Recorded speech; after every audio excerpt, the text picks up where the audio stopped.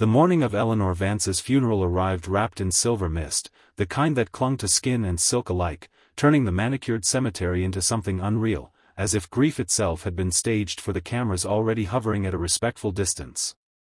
Eleanor Vance, the billionaire whose name had once moved markets with a single sentence, lay inside a mahogany casket polished until it reflected the gray sky like a mirror. She had been declared dead 48 hours earlier after collapsing in her private hospital wing, the cause listed as complications from a rare neurological event. Her children stood stiffly at the front, grief carefully managed, eyes darting more often to the press than to their mother's still face. Board members whispered about interim leadership. Lawyers clutched leather folders that contained futures worth billions. No one noticed the garbage truck at first, rumbling slowly along the road that bordered the cemetery, its engine coughing like an old man clearing his throat. The driver, Mateo Cruz, almost didn't notice the funeral either. To him, this road was just another route, another place where people threw things away and expected someone else to disappear with them. He was 38, with calloused hands, a bent spine, and the quiet patience of someone who learned long ago that the world rarely paused for people like him.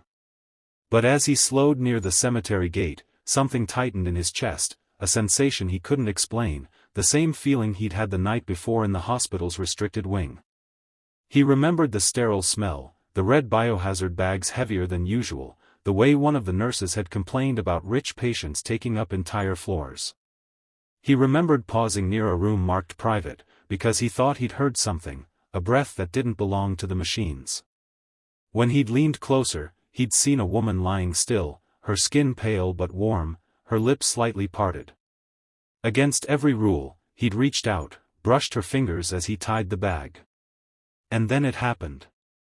Her hand had tightened around his, weak but undeniable, her nails pressing into his skin as if anchoring herself to the world. He'd frozen, heart slamming, mind screaming that this wasn't possible. Her eyes hadn't opened, but her lips had moved, barely shaping a sound. Help. That single word had followed him all night, echoing louder than the roar of the garbage truck engine now as he stared at the open casket from a distance. He saw the same face. The same mouth. The same woman. Panic surged through him like electricity. He slammed the brakes, jumped out of the truck, and before he could think better of it, before fear could silence him the way it always had, he ran.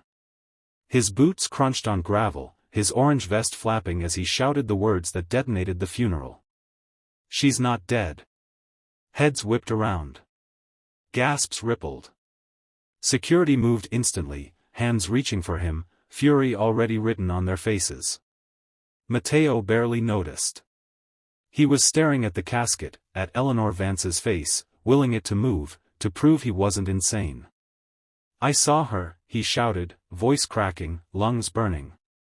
Last night. She was breathing. She grabbed my hand. Laughter cut through the crowd, sharp and humiliating. Someone shouted for him to be removed. Eleanor's eldest son stepped forward, face flushed with anger. This is sick, he snapped. Get this man away from here. Strong hands seized Mateo's arms, twisting them behind his back, but desperation gave him strength he didn't know he had. She whispered to me, he said, louder now, eyes wild, tears threatening. She asked for help. The priest faltered mid-prayer. For a moment, just a moment, uncertainty flickered across a doctor's face near the front. And that was enough. The casket lid was closed. Phones were pulled out. The world held its breath as chaos replaced ceremony. Part 2. The hospital corridors buzzed with disbelief hours later, doctors moving faster than they ever had for a woman who was already supposed to be gone. Tests were rerun, machines recalibrated, mistakes whispered behind hands that trembled.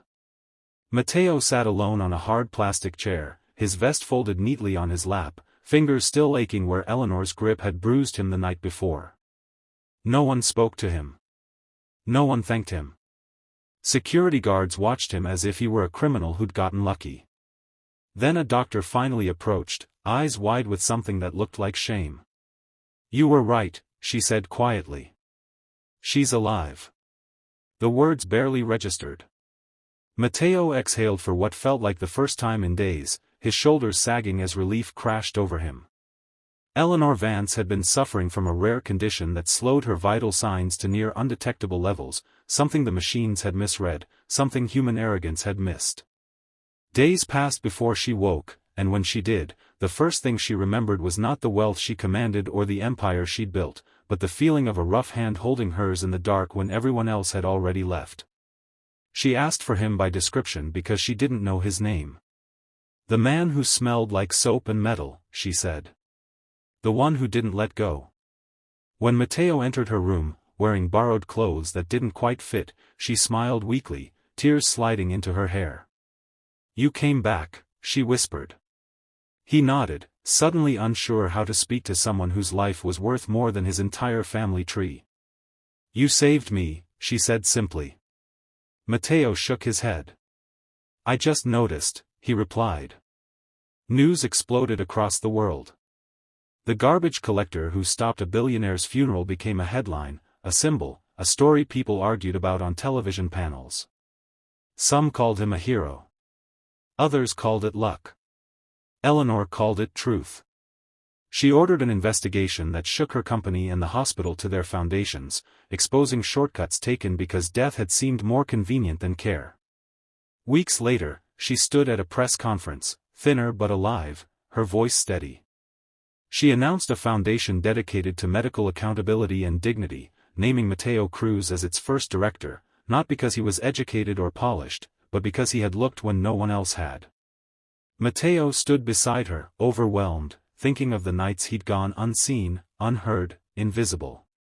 When a reporter asked him how it felt to change a billionaire's fate, he answered honestly. "I didn't know who she was," he said. "I just knew she was alive. And sometimes that's all that should matter."